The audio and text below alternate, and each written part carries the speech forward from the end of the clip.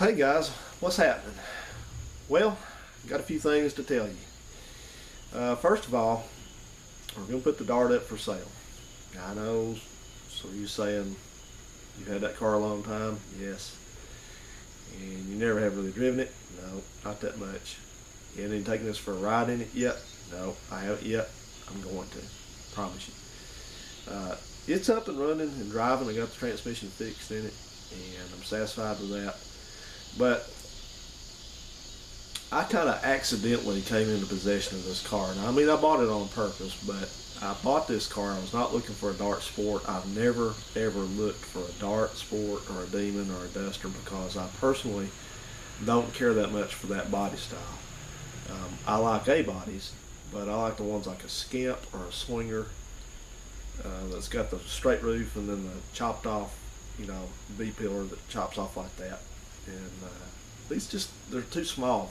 For me, they just feel too small inside, and my buddy had a Demon in high school, in college, and so we drove that thing to college a lot, and ever since then, I've just never really liked them that much. So, but my brother had one of these before I did. He'd already had one, and so I thought, well, wouldn't it be neat if we both had the same kind of car? So I went looking on eBay years ago, it was 2011 I think it was, and found this one, and it had been sitting forever in a field out in Texas. And so I bought it, got it home, and I've spent the past 6.5 years bringing it back to life. And, it's just been one of those things that you saw how much it sat with no attention being paid to it. And I'm just kind of like, well, I need to get this thing. I need to do this. I need to do that. I wasn't really passionate about this car. So, about the past year, when I started this transmission overhaul job, which is done now, I just got to post the last part of it. I was just thinking, well, I just want to get this done. I just want to get this done. I just want to get it finished. I just want to get it finished. That's kind of the way it goes sometimes. You get into something and you work on a project, and then at the end of it, you realize that you're really just not really that in love with it. You don't like it as well as you thought you did. In this car, there's nothing wrong with this particular car. This car drives good and runs great. But I think at the end of it all, it's just not really my kind of car. When I think about an old car, I think about something like these other two I got, like that Fury that I moved outside under the shed and covered up, and the Oldsmobile back there. I think of a big car, a bigger car that's got a lot of room in it, with a big engine under the hood. It's something you can just hop in and just cruise across country. That's my ideal vision of an old car. That's why I bought those two. This one, it's nice for what it is. It's fun, I guess, for what it is. But it's a small car. It's loud. It's edgy. It's got the cam in it. And at the end of the day, I guess I have to just concede that at my age, especially, I'm just no longer really into trying to get attention with a red car and a loud cam, and especially a red car with a loud cam that ain't that fast. This car runs good, but it ain't no ball of fire. This would be a nicer car if it had a 360 in it with a little bit less cam, but But otherwise, it's a straight car, and it's going to make somebody a real nice car when it's finished. It needs paint and body work, which I can't do. So I thought about it, and I just think that's the thing to do right now. So we'll take it out and spin it around a while and get a good drive in on it, and let you guys ride in it, and then it's going to find a new owner, and we'll go from there. So that's that. Another thing is that my neighbor over here, Lyle the smoker, he's moving. He just sold his house, and he's about to pull out onto the road of life and head down the highway to where the road leads him. His wife died. You may or may not know his wife died about 9 months ago. I think it was in October. And he's just kind of rattling around the house, and he really doesn't like that, so he's going to bail. So, and I can understand that. You know, Lyle and I think, just for being neighbors, I don't really know him, but he and I are just, we're close to the same age, but we're just very, very opposite people. You know, I think he's like a sports guy, loves sports, and that's his big thing, is watching sports and, you know, leaning back on the couch with a beer and a cigarette, or at the bar or something like that. I don't know what he does there, but, you know, sports bar or whatever. And just checking all that out. And, you know, not so much into doing stuff outside, because he never really does stuff outside. He just kind of hangs out a little bit. That's it. So I just, I can imagine that he's ready to just move. Maybe I think he said an apartment or a mobile home or something, and have more time to lean back. So that's that. He's out of here, and so I guess I will be waiting and seeing which kind of dog the new owners bring in, because you know they're going to bring a dog. Anyway, one thing I was thinking about also today was I have went along and worked on a lot of stuff, and I don't know if you guys really know the kind of equipment that I've had to do these, start on these projects and do some of this stuff. But I don't have any high-end stuff, and one thing I realized as I went along with this is that it takes a lot of money to be a mechanic. I mean, it takes a lot of money to invest in good quality equipment and tools and things like that. And so I really haven't been able to afford that. And that's not a complaint. It's just the reality of it. You know, I'm just a single guy. I live on my own, and so I have to support myself and pay bills, pay all the bills, and cover insurance, health insurance, and food and all that. You know, the folks that have dual incomes, you know, you tend to have more disposable income. So I've kind of had to hack along at stuff and just make do with what I had, and it's kind of getting to the point that I'm really facing having to invest in some better equipment. Like I've got my air compressor consists of one of these little double tank little point something CFM compressors, and that it won't even fill a tire up on one. It can go up to 90 psi, and it won't even fill a tire up on that one tank full of air. So, you know, it's kind of tying in with this thing. You know, I'm getting to, like I said, I'm getting to the point I'm gonna have to do something, and you know, if you're gonna work on old cars and stuff, you have to be able to weld. You have to be able to have air tools. You have to be able to do paint and body work. And I'm not concerned with being able to learn how to do any of that.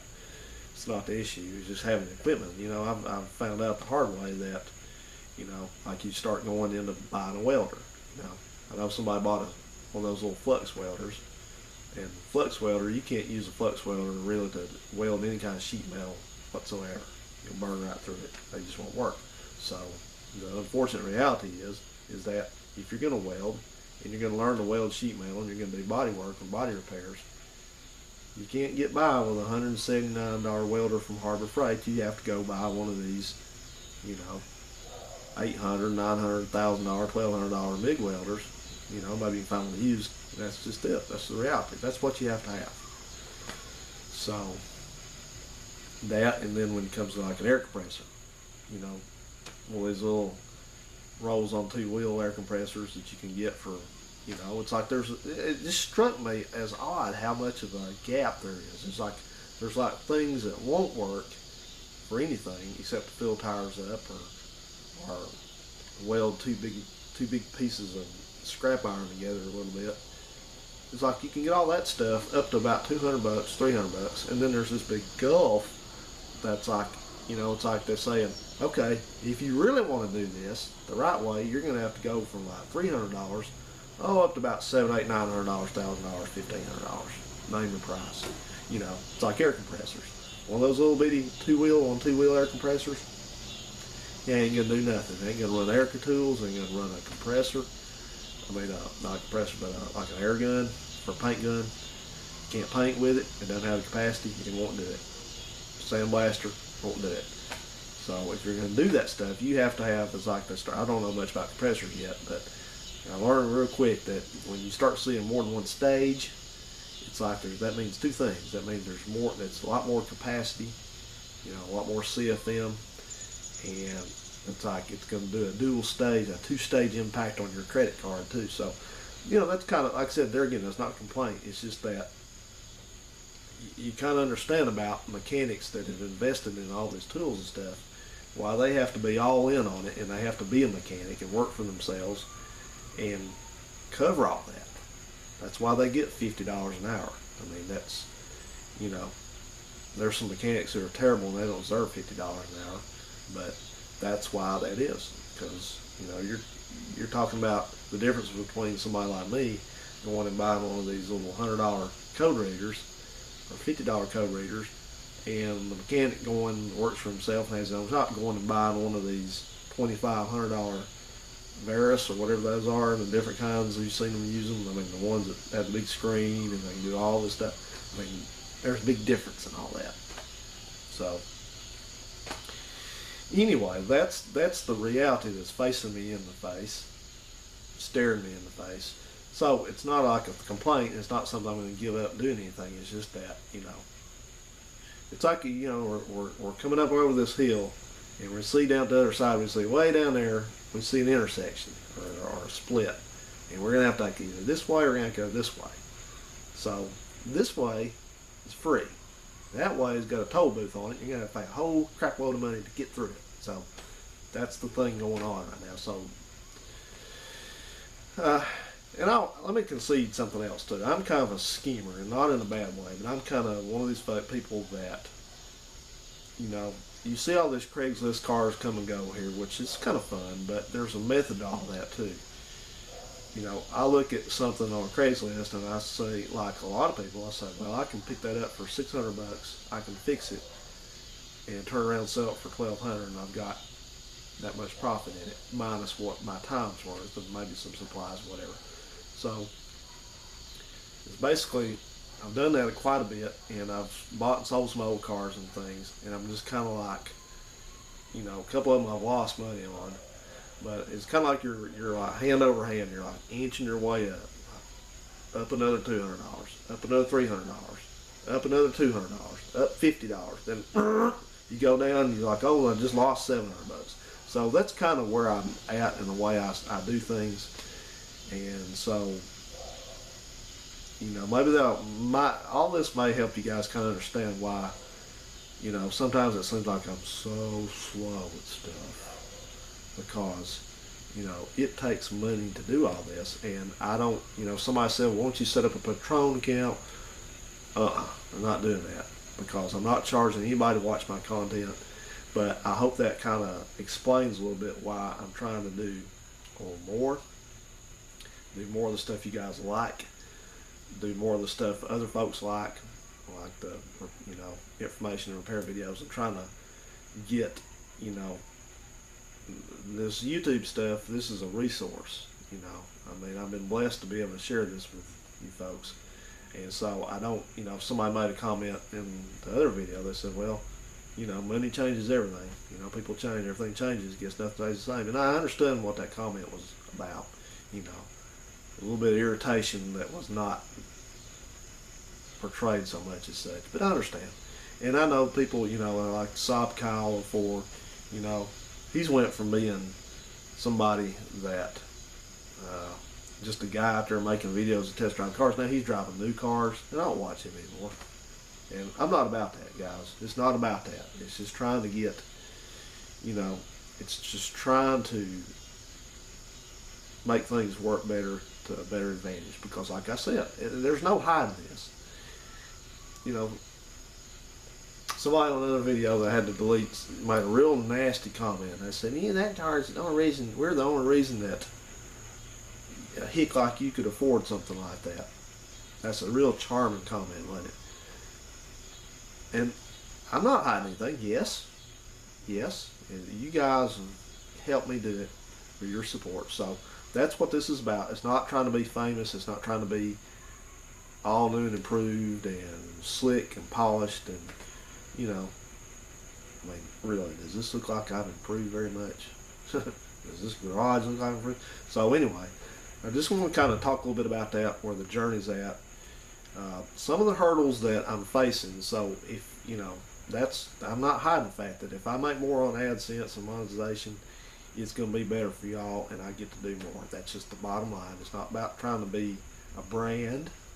It's not about trying to be anything else. It's like, like I said, I talk about Musty a lot because I love his videos. But if he ever starts being commercialized and starts holding this tool up and sponsored by this, I'm out. I'm unsubscribing. I'm not doing that because he's doing something very successful that a lot of people like, and he does not need to screw it up. We don't want a bigger, we don't want branding, we don't want t-shirts, we don't want none of that shit. Just do what you've been doing. You know, what I got off those comments, a lot of it is like you guys said, don't change too much, don't change very much of it. A little bit of change might help. And I think we're going to do the name change. I've almost decided on a name. I think it's going to work good. But you said don't do too much, so I heard you. So, I hope those of you who may be kind of irritated at me for even thinking about this, I hope it kind of helps you relax about it a little bit. So, anyway, I don't know what else to tell you.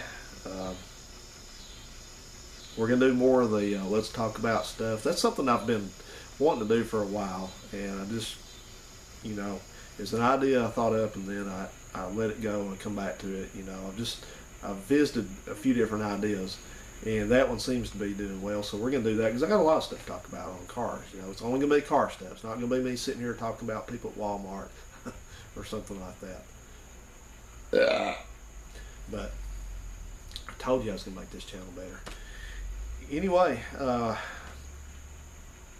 that's that, and I just totally lost my train of thought. Oh yeah, one other thing I'm thinking about doing. You tell me what you think. Think. Is I'm considering doing a segment called "This Junkyard Car" or "That Junkyard Car," and don't you dare copy me. But I'm thinking about doing that, and what I'll be doing about that is I'll be taking my camera to the junkyard. I'll probably have to take my cell phone and do it because I almost got thrown out of one of them filming. Seriously. You embarrassed that'd be to get thrown out of a junkyard. But, so anyway, I'm thinking about doing that and just doing like several there, unless they catch on to what I'm doing. But so do this, and basically what I do is I just pick out a car that's there and just do like a walk around and look at the inside of it. And it could be anything. It could be like a S10 Blazer. It could be a Lumina. Anything like that. So I'm thinking about doing that. And that's all it is. It's not a review really. It's just, here it is. This is what happened to it. Look what it looks like now. There you go. There's people I think would enjoy that. So, okay. There's that. And, let me think of something else real quick. Oh yeah, we got a video I'm about to do go in and edit a video now. Me and Uncle Phil went and rescued his free Buick LeSabre, and I want to tell you right ahead of time that video, I'm sorry that we could not do a lot of detailed stuff there when we were trying to get it out of the weeds and stuff, because the lady where it's at, she's real private. She doesn't want people filming things, so we couldn't film there. And we were up a severe time crunch, so we had to stay on the move. And then when we got to his house up there, that convict criminal and a roommate of his was in some sort of towering rage. I mean, I thought he was going to pull a gun out and shoot somebody. He was so mad. So I was like, I want to get out of here. Let's get this car off here. Let's get out. That's why I was sitting in the truck. But you'll see that coming up. And I think that lady, she's got a couple other cars too that haven't been running in a while, and I think we're going to try to get down there and make, if she'll let us film, I think she might if I talk to her. She's got an Lumina, and she's got a Nissan Stanza that I used to own years ago, and one of them hadn't been running a year, and one of them hadn't been running 2 years, and so I think we're going to go down there and try to get them going. So stay tuned, guys. Thank you for your support, and we'll see you down the road. Uh-oh. It's getting better and better. Bye, guys.